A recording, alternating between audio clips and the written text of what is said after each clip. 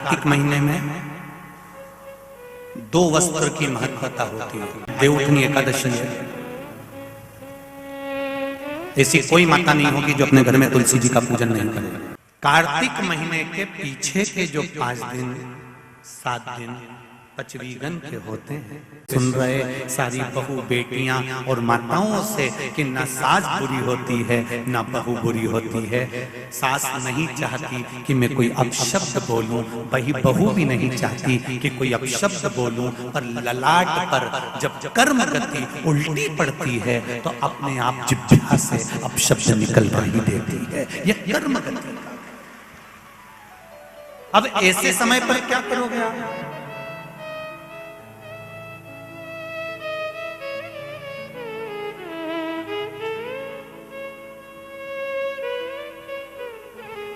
ऐसे समय पर क्या किया जाए? कार्तिक महीने में दो वस्त्र की महत्वता होती है। ध्यान लगाना जरा, जितनी भी माताएं बैठी हैं, चाहे वो सासू माँ हो चाहे बहुएं हो, बेटियां भी कभी ना कभी बहू बनेंगी और आप भी कभी ना कभी सास बनेंगे। स्मरण, कार्तिक महीने में दो वस्त्र का विधान है, एक पीले कलर का वस्त्र और एक लाल कलर का वस्त्र। एक पीला वस्त्र है, एक लाल वस्त्र।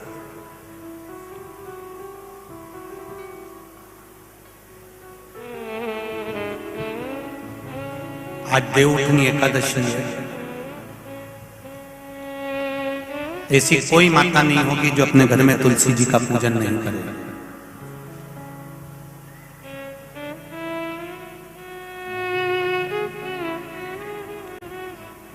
घर की मां यदि आज देवउठनी एकादशी के दिन लाल वस्त्र, बैकुंठ, वैसे तो पचवीगन का महत्व बताया गया है स्कंद पुराण में, जो 5 दिन पीछे के होते हैं। आंवला नवमी से जो क्रम पचवीगन का चालू होता है, पूर्णिमा तक, बैकुंठ चतुर्दशी के क्रम तक, उसका जो महत्व, इन 5 दिनों की महत्वता वैसे स्कंद पुराण में कही गई है, पर आप समझें उसको। लाल वस्त्र अगर कार्तिक महीने में तुलसा महारानी पर ओढ़ाया जाता है और वही वस्त्र बाद में रख लिया जाता है संभाल कर, तो उस घर में किसी कर्म गति के कारण भी अगर अपशब्द निकल रहे होते हैं तो वो अपशब्द वो वस्त्र रोक लेता है, वो वस्त्र रोकता है। कौन सा वस्त्र? लाल वस्त्र, पीला वस्त्र। इन 5 दिन में अगर तुलसा महारानी को चढ़ाया जाता है और उसको रखा जाता है, तो जिस नारी के गर्भ से संतान नहीं भी हो रही होती है, उसके कक्ष में अगर वो वस्त्र कुछ दिन तक रखा रहता है तो ये निश्चित आती है कि गर्भ ठहरता जरूर है। ये पीले वस्त्र की और लाल वस्त्र की महत्वता कार्तिक महीने में। अब कई माताएं कहती हैं कि हमारे पास में लाल वस्त्र नहीं है, हमारे पास में इतना नहीं है, तो लाल कलर का लच्छा भी तो आता है, नाड़ा। बोलो आता है कि नहीं आता? लाल, तुम्हारे घर में सिलाई करने का लाल कलर का धागा तो होगा ना कि नहीं होगा? लाल कलर का लच्छा तो होगा, नहीं होगा सफेद कलर का धागा तो होगा, उसको कंकु में लाल कर। पर उस वस्त्र की महत्वता को हम समझें। जैसे बांस की पिटारी में, ये तो तुम लोगों की परिभाषा है, आजकल की माताएं तो सुहाग का सामान प्लास्टिक की टोकरी में रख कर देती है, पर हमारे यहाँ नहीं लिखा कि प्लास्टिक की डलिया में सुहाग की सामग्री दो। हमारे यहाँ कहा कि जो वंश बढ़ावे, जो वंशकार होते हैं ना, बांस बनाने वाले होते हैं, वंशकार होते हैं, इनको तो तुम्हें रोज धन्यवाद देना चाहिए, जो बांस का टोकरी बनाते हैं, सुपड़ा बनाते हैं, बांस का सामान बनाते हैं। आज भी विवाह में हमारे यहाँ मंडप भी बांस का होता है, सुपड़ा भी बांस का, डलिया भी बांस की। सबसे पहले खलमट्टी अगर आती है, शादी के ब्याह में सबसे पहले मिट्टी आती है तो बांस की टोकरी में आती है। एक नियम है। क्यों? क्योंकि जिसकी शादी में मट्टी, इधर लाते मट्टी, जिसकी शादी में मट्टी बांस की डलिया में आती है, उसको संतान के लिए डॉक्टर को दिखाने की जरूरत नहीं पड़ती, उसको संतान से आता। जिसकी शादी की शुरुआत प्लास्टिक की डलिया से होती है, फिर उसको टेस्ट ट्यूब भी करवाना ही पड़ता है।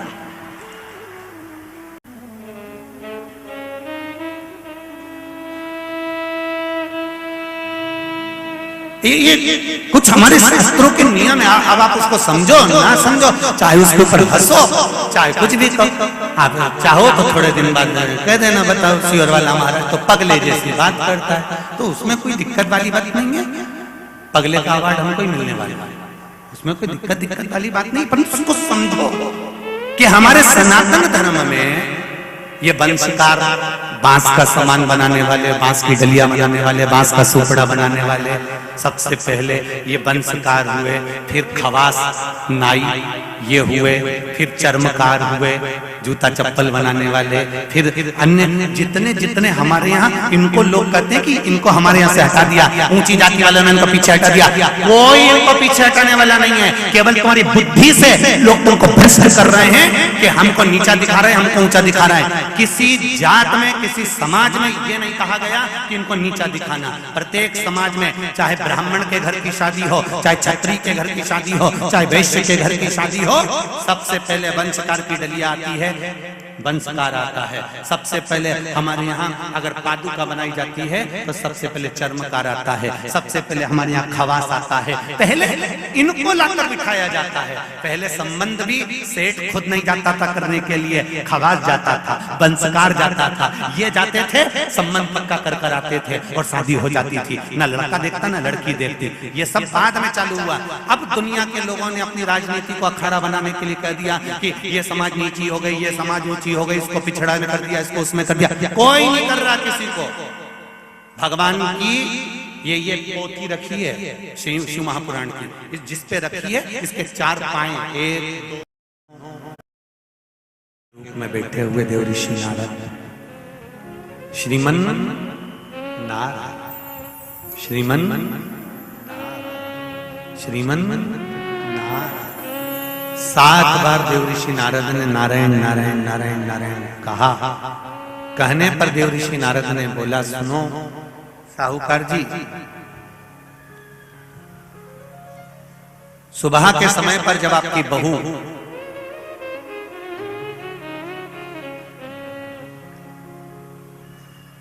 मंदिर की ओर जाए तो उसको इस मार्ग की ओर लेकर आना। मैं आपको ज्ञान उपदेश दूंगा और वो ज्ञान उपदेश आप बहू को श्रेष्ठ दे पाए ना दे पाए, वो बहू सम्मुख में बैठकर सुनेगी तो उसको प्राप्त होगा। ये देखो वही कथा आ गई। आप खाओगे आपका पेट भराएगा, आप सुनोगे आपका कल्याण होगा। बेटों बेटियों को लेकर आओ, बहुओं को लेकर आओ, बच्चों को लेकर आओ, उनके सुनने से उनका। साहूकार घर गए, बहू से कहा, बेटा एक संत अपने गांव में आए हुए हैं और वृक्ष के नीचे बैठे हुए हैं, चलो आप चलकर उनसे अपने प्रश्न को कर लो।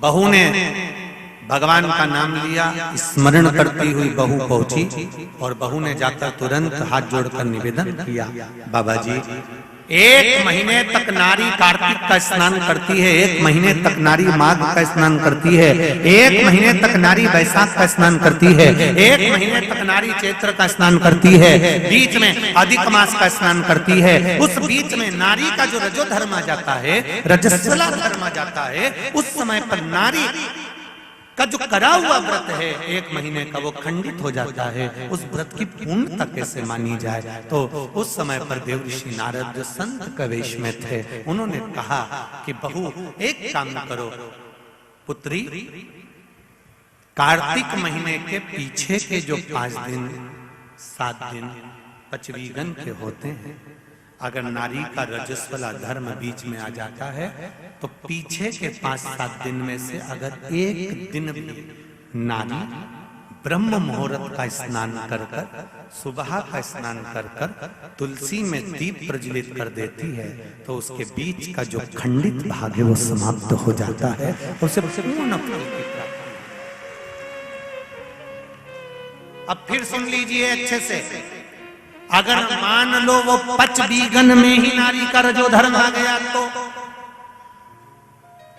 बहुत बहुत ध्यान से सुनना, ये कथा हरिहर शिव महापुराण की कथा जो भीकन गांव वालों को मिली है संपूर्ण विश्व के कल्याण के लिए। बहुत ध्यान देना, हर नारी का प्रश्न है, प्रत्येक नारी के प्रश्न ये सम्मुख में रहता है। मान लो आपने कहा कि रजोधर्म आ गया मध्य में, तो आप पीछे के 5 दिन स्नान करो। वो 5 दिन में अगर रजोधर्म आ गया,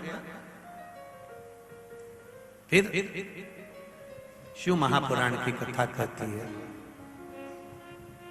घर में रहने वाली कोई कुंवारी कन्या, घर में रहने वाला कोई पुत्र, घर में रहने वाला पति, घर में रहने वाली सास, घर में रहने वाली कोई सौभाग्यवती नारी, जेठानी, ननन, देवरानी, या घर में रहने वाला कोई पुरुष अगर बाहर स्नान करने नहीं भी जा सकता, ब्रह्म मुहूर्त में प्रातः के समय पर यदि तुलसी में एक दीप और एक संध्या के समय पर दीप लगा देता है तो भी नारी का नियम पूर्ण हो जाता है। वो नियम खंडित नहीं, वो नियम खंडित नहीं।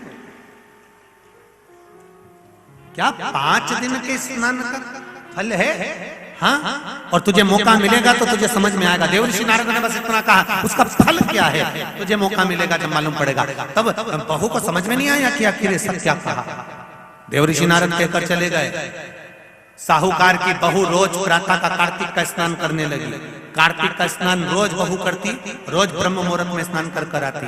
बहू को नहीं मालूम कि नगर के राजा का लड़का युवराज अपनी पत्नी के साथ स्नान करने आता। राजा और रानी भी स्नान करने आते हैं, युवराज अपनी धर्मपत्नी के साथ स्नान करने आता है। आज युवराज को बड़ा बुरा लगा। युवराज ने देखा कि मैं घाट पर नहाने के लिए आता हूं, पर यह घाट गीला कैसे हो जाता है? मतलब मेरे स्नान के पहले कोई स्नान कर रहा है, मेरे स्नान के पहले कोई स्नान कर रहा है। मुझे ऐसा लगता है जरूर कोई ना कोई आता है। युवराज ने, राजा ने अपने नगर के सैनिकों से बोला, पता लगाओ कि सुबह स्नान करने कौन आता है। सैनिक लगते उससे पहले ही साहूकार की बहू स्नान कर चली जाती। दिखाई नहीं दिया, समझ नहीं आया। आखिरी के 7 दिन बचे थे, 8 दिन बचे थे। राजा के दूत ने फिर युवराज ने कहा, मुझे पता लगा कर बताओ फिर मेरे स्नान के पहले कौन स्नान करता है, घाट को गीला कौन कर देता है। क्रोध में आकर कहा, मालूम नहीं पड़ पाया। एक दिन रानी को, इस साहूकार की बहू को मालूम पड़ा कि युवराज मेरा पता कर रहा है, मेरा पीछा कर रहा है। तो बहू ने तुरंत सुबह जल्दी स्नान करा और भागी। भागते समय उसके गले की माला और पांव की एक मोजड़ी छूट गई। माला और मोजड़ी छूट गई। माला मोजड़ी छूटी, चली। राजा को वो माला मोजड़ी मिल गई। उसने मन में विचार करा, मोजड़ी इसको पहनती होगी वो कितनी सुंदर होगी। राजा ने अपने दूतों से कहा, जाओ, जिसकी ये मोजड़ी और माला है इतनी सुंदर है तो वह नारी कितनी सुंदर होगी, उसको 5 रात्रि मेरे पास में लेकर आ। उसको मैं 5 रात्रि अपने यहाँ रखूंगा। शब्द सुना, खबर पूरे गांव में लग गई। साहूकार की बहू के कानों में भी शब्द पहुंच गया। कार्तिक का महीना चल रहा था तो बहू ने भी कह दिया, मैं राजा के यहाँ पर 5 रात्रि रहने को तैयार हूं, पर शर्त मेरी एक है, ब्रह्म मुहूर्त का स्नान करते हुए अगर राजा मेरे को मुख देख लेगा तो मैं उसके यहाँ रह लूंगी। सुबह का कार्तिक का स्नान कर कर जब मैं निकल रही हूँ और राजा का पुत्र मुझे देख ले तो मैं रहने को तैयार हूँ, नहीं तो मैं नहीं रह सकती। राजा ने भी एक पक्षी, जो पाला हुआ पक्षी था, उस पक्षी को पेड़ पर बिठा दिया और कहा, जैसे ही रानी स्नान करने आए उसी समय पर तू बोल देना, मैं दौड़ कर आ जाऊंगा और इस रानी, इस साहूकारनी का दर्शन कर लूंगा। जब साहूकारनी सुबह के समय पर स्नान करने चली तो देहली पर द्वार को छोड़ते समय प्रणाम करते हुए कहती है, हमारे भारत की सभ्यता, भारत की भूमि की संस्कृति, पहले की माताएं जब मायके से ससुराल जाती थी या ससुराल से मायके आती थी तो जिस तांगे में, जिस गाड़ी में जिस बस में, जिस टैक्सी में भी बैठती थी उसके भी पांव पड़ती थी, उसको भी प्रणाम करती थी। बोलो री जीजिए सही है कि गलत है? ये भारत की सभ्यता है, ये भारत का संस्कार है, ये भारत की भूमि की मर्यादा है। जिस भूमि पर से जा रही, ससुराल से मायके जाएगी तो जिस बस में जाती थी उसके पांव पड़ती थी, बैलगाड़ी में जाए, टांगा गाड़ी में जाए, घोड़ा गाड़ी में जाए, उसके पांव पड़ती थी। घर से निकलते समय प्रणाम कर कर जाती। उसने अपने द्वार को प्रणाम किया और द्वार प्रणाम कर कर जा रही है और कहती हुई जा रही है, हे तुलसा महारानी, हे गंगा मैया, हे दामोदर भगवान, ऐसी कृपा करना मैं स्नान कर कर जाऊं तो राजा के लड़का नींद में भरचक सो जाए, ऐसी कृपा कर देना। तोता बोलता रहा, राजा का लड़का सोता रहा। पहला दिन निकल गया। दूसरे दिन राजा के लड़के के मन में प्रश्न आया कि मैं तोते से पूछूं, क्यों रे तोता, क्या वो साहूकार की बहू नहीं आई थी? आई थी, स्नान करके गई, तो मैं जग नहीं पाया। उसने विचार करा, कुछ ऐसा काम करता हूं, पुड़िया में लेकर बैठ गया मिर्ची, रात्रि को डाल ली आंख में, रात भर नींद नहीं आएगी। साहूकार ने फिर चली, द्वार को छोड़कर प्रणाम करा, दरवाजे को प्रणाम कर कर, द्वार को पूजन कर कर, जब प्रणाम कर कर चली तो निवेदन कर कर चली, हे द्वार देवता, राजा के लड़के को सुला देना। ये स्कंद पुराण की बात शिव महापुराण में भी लिखी गई। पशुपति व्रत में एक नियम है, जब मंदिर में दिया लगाकर जाते हो तो घर के दरवाजे के राइट सीधे हाथ पर दिया लगाते हो। बोलो सही है? सीधे हाथ पे दिया लगाने का महत्व क्यों है? क्योंकि हम मंदिर से चलकर जब आते हैं, अपने घर के सीधे हाथ की ओर जब दिया लगाते हैं तो भगवान से निवेदन करते हैं कि मेरा ये द्वार है और आपके भरोसे पर है, आपको संभालना। एक पत्र आया है, उसको देखिए।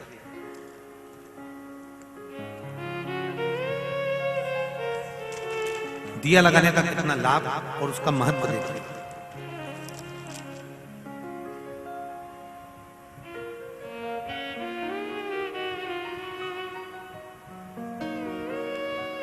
मेरा नाम सरला सेठिया है, मैं मध्य प्रदेश में खेतिया से आई हूं। कहीं बैठी हूं तो हाथ हिलाइए,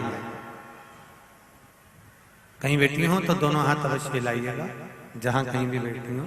अच्छा, आप उधर हैं, दोनों हाथ हिला देगा। श्री शिवाय नमस्तुभ्यम, श्री शिवाय नमस्तुभ्यम। मेरा नाम सरला सेठिया है, मैं मध्य प्रदेश के खेतिया से आई हूँ। 2021 में मेरे पति की तबीयत अचानक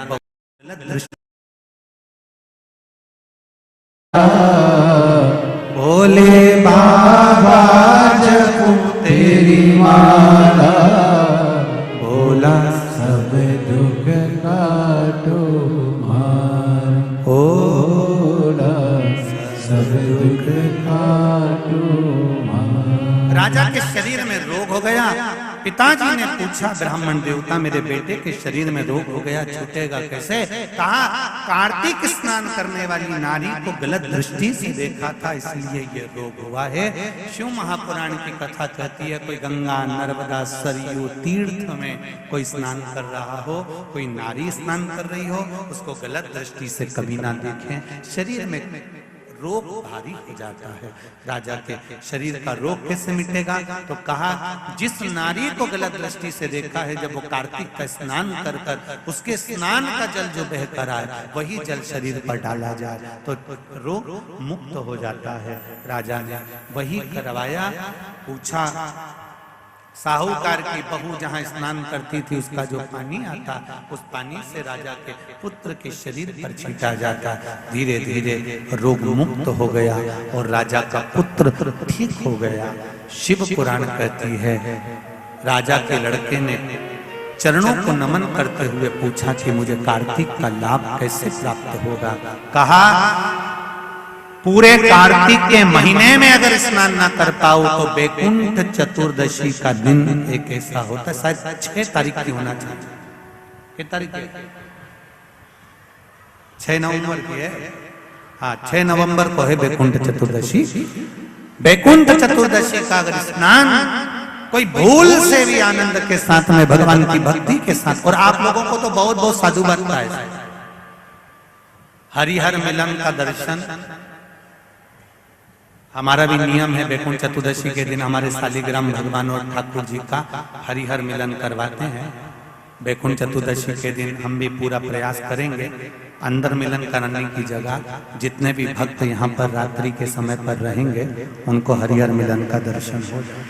प्रयास करेंगे हरिहर मिलन उस दिन कराया जाए। शालिग्राम भगवान की तुलसा भोलेनाथ जी पर चढ़ती है और भोलेनाथ जी के बेलपत्र शालिग्राम भगवान पर चढ़ती है। वो तुलसा और बेलपत्र को शहद की शीशी में रखा जाता है। जो बच्चा विद्वत्ता से या बुद्धि से कमजोर होता है उसको चटाया जाता है। यहाँ तक गलत व्यसन में डूबे हुए व्यक्ति को भी अगर वो चटाया जाए तो उससे उसको व्यसन छूट जाता है। उस वैकुंठ चतुर्दशी का इतना, काशी में तो देव दिवाली मनाते हैं, हमारे उज्जैन में तो हरिहर मिलन ऐसा होता है जितनी आतिशबाजी दिवाली पर नहीं होती उतनी आतिशबाजी उज्जैन में जब महाकाल बाबा गोपाल जी से मिलने जाते हैं तो उस दिन छूट जाती है। ये हरिहर मिलन शिव का मिलन। वैकुंठ चतुर्दशी का स्नान का आनंद सुख बताया भाव से वर्णित किया। शिव महापुराण की कथा में आगे श्री गणेश जी महाराज के जन्म का परंपरा माता पार्वती श्री गणेश जी महाराज को लेकर आ रही हैं। जोरदार ताली बजाएं गणेश जी और माता पार्वती जी का। कल की कथा में आगे बढ़ेंगे। तारकासुर और अंधकासुर का वर्णन श्रवण करेंगे कल की कथा में। आगे बढ़ते हुए आज की कथा को यहाँ पर विराम की ओर लेते हैं। भाव भक्ति से आनंद के साथ कल कथा की ओर आगे बढ़ेंगे। हर हर महादेव। श्री शिवाय नमस्तुभ्यम। स्वागत है आप सभी का आपके अपने चैनल में। यदि ये वीडियो अच्छी लगी तो इसे लाइक करें, चैनल को सब्सक्राइब करें, कमेंट बॉक्स में हर हर महादेव या जय श्री महाकाल श्री शिवाय नमस्तुभ्यम अवश्य लिखे। गुरु जी का कहना है कि पंचाक्षर षडाक्षर मंत्र लिखने मात्र से हमें 1000 अश्वमेध यज्ञ के फल की प्राप्ति होती है, हमारे पाप कम होते हैं और कष्ट दूर होते हैं। इस वीडियो में एकादशी का कथा बताया है और कार्तिक महीने में जो 5 दिन का स्नान होता है, यदि आप पूरे महीने नहीं स्नान कर पाते तो कार्तिक महीने के पचवीगन का स्नान बताया गया है। तो आप यहाँ उपाय जरूर करें। और एकादशी के दिन 2 वस्त्र की महिमा बताई गई है, वह भी आप जरूर करें। वीडियो अच्छी लगी है तो उसको लाइक जरूर करिए। धन्यवाद।